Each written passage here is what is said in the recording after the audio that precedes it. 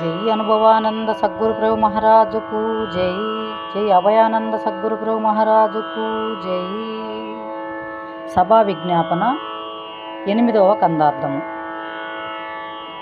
శివరామ దీక్షితుల శిష్యవరుండప్పయ్య మంత్రి యతని శిష్యుడి భువి పరశురామ వంశోద్భవ సీతారాములతని భక్తుడా సుమ్మి తద్బోధ ప్రయుక్తుడా సుమ్మి స్తవనీయులగు మీరుత్సాహముతో ఈ గాథ వినుడి నేను కందార్థముల చెవి వినిపింతు భక్తుడా సుమ్మి తద్బోధ ప్రయుక్తుడా సుమ్మి.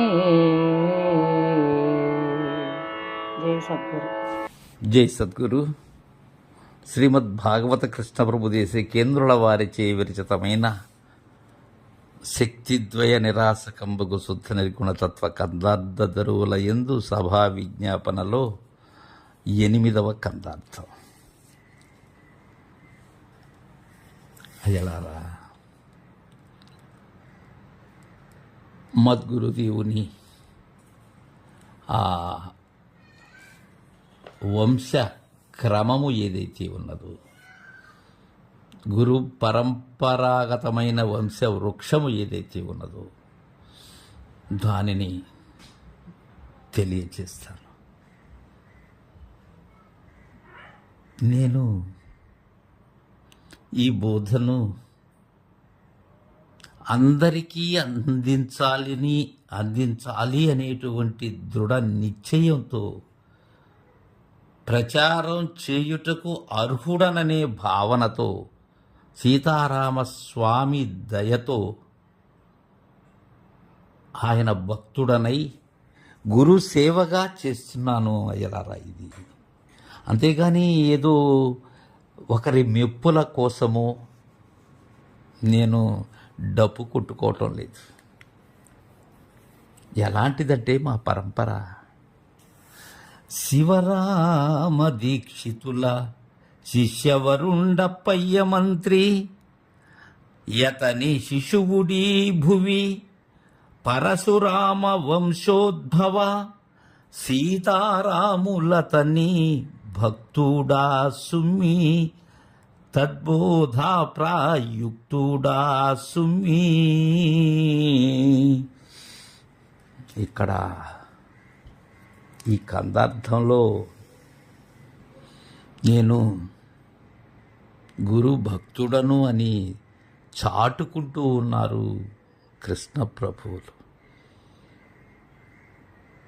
నాటికి నేటికి ఏనాటికి కూడా కొందరు వారి గురువులను సరిగా గారవించక, వారి లోతులను స్పృశించలేక మేము గురుపుత్రులమనో గురువులమనో భావనలో ఉంటారు. ఎప్పుడు కూడా ఈ కందార్థము సభా విజ్ఞాపన ఎందలి 8వ కందార్థం మనకు ఒక చక్కని పదాన్ని నిర్దేశిస్తూ ఉన్నది. తను ఎవరో తను చాటుకుంటూ ఉన్నారు.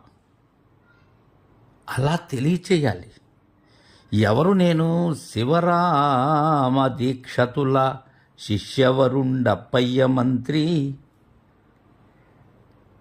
ఈ బృహద్వాసిష్ట సిద్ధాంతమైనటువంటి భ్రాంతి రహిత మార్గము ఏదైతే ఉన్నదో దానిని ఎగజల్లినటువంటి మహనీయులైన శివరామ దీక్షతులు ఎవరైతే ఉన్నారో వారికి శిష్యవరుడు. ఎంత గొప్ప మాట! అలా వారికి శిష్యుడు మద్గురుదేవుని గురువుగారైనటువంటి కంబాలూరి అప్పబ్రహ్మ ప్రభుస్వాముల వారు.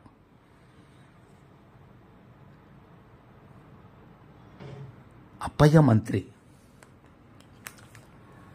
అతని శిశువుడీ భువి, ఆ కంబాలూరి అప్పబ్రహ్మము గారి శిష్యుడు.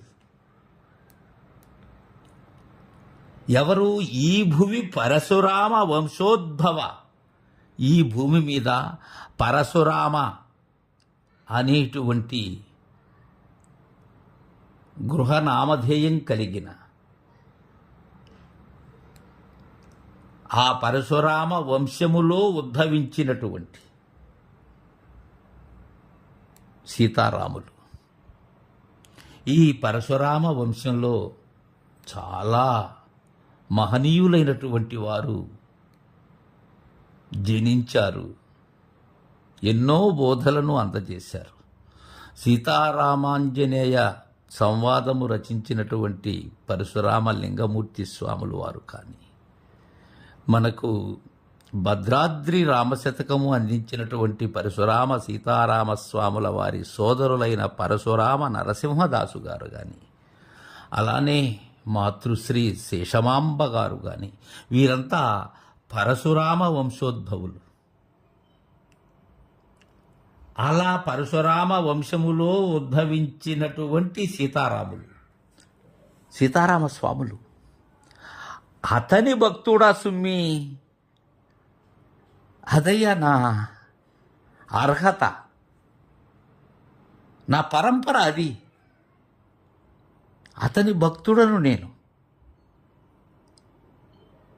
అది ఎంతటి భక్తో అది సమస్తమైనటువంటి ఆత్మార్పణ కలిగినటువంటి భక్తి, అది కైంకర్యమైన భక్తి, అది కింకరత్వము కూడినటువంటి భక్తి, మార్పు చెందనటువంటి దాసత్వముతో కూడినటువంటి భక్తి అది అందుకే భక్తుడ సుమ్మి, అలాంటి వాడిని సుమా నేను. తద్బోధ ప్రయుక్తుడ సుమ్మి, ఆ సీతారామస్వాముల వారు ఏ బోధ అయితే అందించారో, వారు వారి గురువైనటువంటి అప్పయ్య మంత్రి వద్ద ఏదైతే పొందారో, ఆ అప్పయ్య మంత్రి శివరామ దీక్షితుల వారి వద్ద అందుకున్నటువంటి భ్రాంతిరహిత బోధను, అది తద్బోధ. జనన మరణ భ్రాంతి రహితమును అందజేసేటువంటి బోధ. అలాంటి బోధను ప్రచారం చేయ తగిన వాడను నేను. అందుకే ప్రయుక్తుడా సుమ్మి, దాన్ని తెలియజేసేటువంటి ఆ అర్హత నాకు ఉన్నది. ఎందుకని? నా పరంపర అలాంటిది. స్థవనీయులగు మీరు ఉత్సాహముతో ఈ గాథ వినుండి నే కందార్థముల చేయి వినిపింతు. అయితే నేను ఈ గాథను, ఇది జనన మరణముల వ్యధ మాన్పేటువంటి గాథ. అదే దీన్ని ఎలా వినిపిస్తాను? గత కందార్థంలో కూడా చెప్పారు, దీంట్లోనూ అంటున్నారు, కందార్థముల చేయి వినిపింతు. ఆ ప్రక్రియని ఎంచుకున్నారు కృష్ణ ప్రభువులు. కందపద్యముతో కూడినటువంటి దరువును సమ్మిళితం చేసినటువంటి రచనా ప్రక్రియ అది. స్థవనీయులకు మీరెలాంటి వారు? పొగడదగిన వారు. ఆ సభలో ఉన్న సుజనులను ఉద్దేశించి చెప్తున్నారు, నేను పొగడదగిన వారు. కారణం, మీరు నేను లేని వారలు కావున పొగిడేందుకు నాకు అర్హత ఉన్నది. అయితే మీరు పొగిడించుకోవాలనే తపన మీలో లేదయ్యా. అలాంటి మీరు ఉత్సాహముతో ఈ గాథ వినుండి. ఏదో కృష్ణ ప్రభువులు ఏదో చెప్తున్నారు అనేటువంటి భావనతో అయితే వినకండి అయ్యా. ఉత్సాహముతో వినండి, మోదముతో వినండి. ఉత్సాహంతో ఎప్పుడు వినగలరు?